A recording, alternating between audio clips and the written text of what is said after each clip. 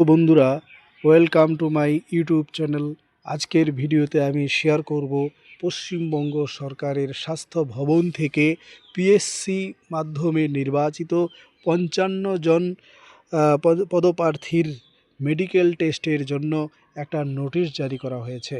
সেই 55 জন মেডিকেল টেস্টের জন্য তাদের কি কি ডকুমেন্ট নিয়ে যেতে হবে, কোন দিন কোথায় হবে এই টেস্ট, তার জন্য বিস্তারিত তথ্য তুলে ধরছি।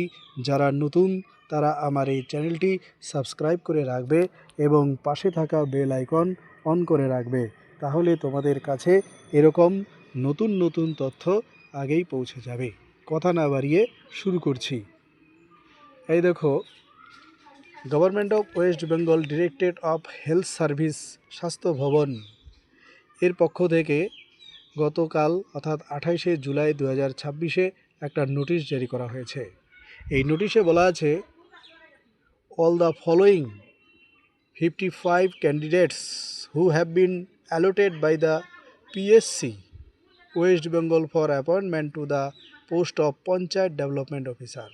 তার মানে 55 জন পদপ্রার্থীকে পিএসসি কর্তৃক পঞ্চায়েত ডেভেলপমেন্ট অফিসার হিসাবে নির্বাচিত করা হয়েছে এবং সেই নির্বাচিত পদপ্রার্থীদের মেডিকেল টেস্ট হবে।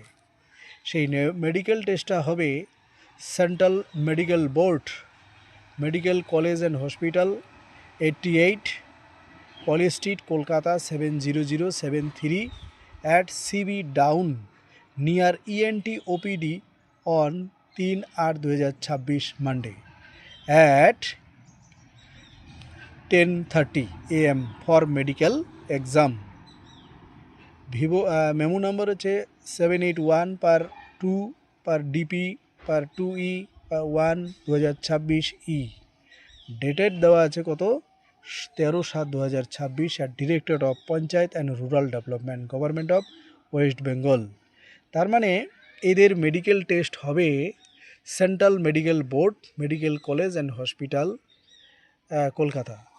তার মানে আগামী 3/8/2026 মানে আগস্ট মাসের 3 তারিখে সোমবার বেলা 10:30টায় এই সেন্ট্রাল মেডিকেল বোর্ড হবে।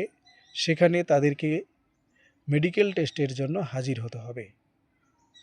এখানে করা বার্তা একটা দেওয়া আছে, no one will be allotted to enter medical exam after 11 AM, অর্থাৎ বেলা 11টার পরে সেখানে আর ঢুকতে দেওয়া হবে না। তাহলে এখন কি বলছে যে the listed above mention candidates are enclosed herewith, অর্থাৎ যারা নাকি এই 55 জনের মধ্যে আছে তাদেরকে কোন কোন ডকুমেন্ট নিয়ে যেতে হবে এবং কি কি করতে হবে।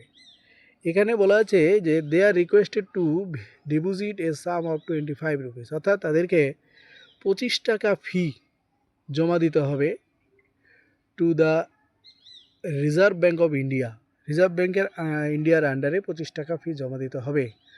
অর ইন গভর্নমেন্ট ট্রেজারি, বা যে কোনো গভর্নমেন্ট ট্রেজারি থেকে এটা জমা দিতে হবে।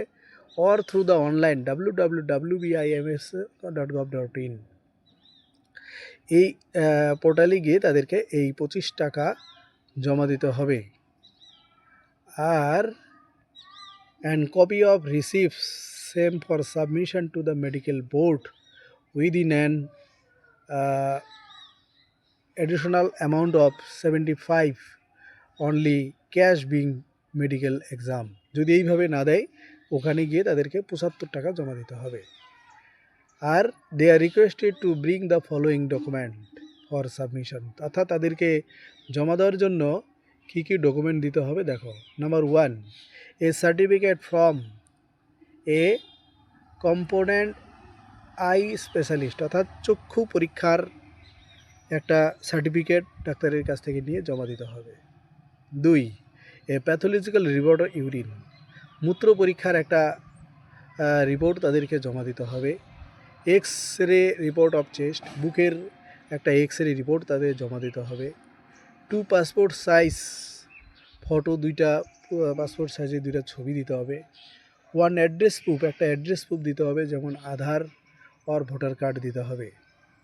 তারপর এডমিট কার্ড, যেটা তাদের পরীক্ষা হয়েছিল সেই এডমিট কার্ডের জেরক্স দিতে হবে এবং অরিজিনাল, দুইটাই নিয়ে যেতে হবে। তারপর যারা নাকি পিএস ক্যান্ডিডেট তাদের সার্টিফিকেটটাও কিন্তু সঙ্গে সেলফ অ্যাটাস্টেড করা কপি সেখানে কিন্তু জমা দিতে হবে। এই ছিল আজকের ভিডিও। এরকম তো নতুন নতুন তথ্য পেতে অবশ্যই আমার চ্যানেলটি সাবস্ক্রাইব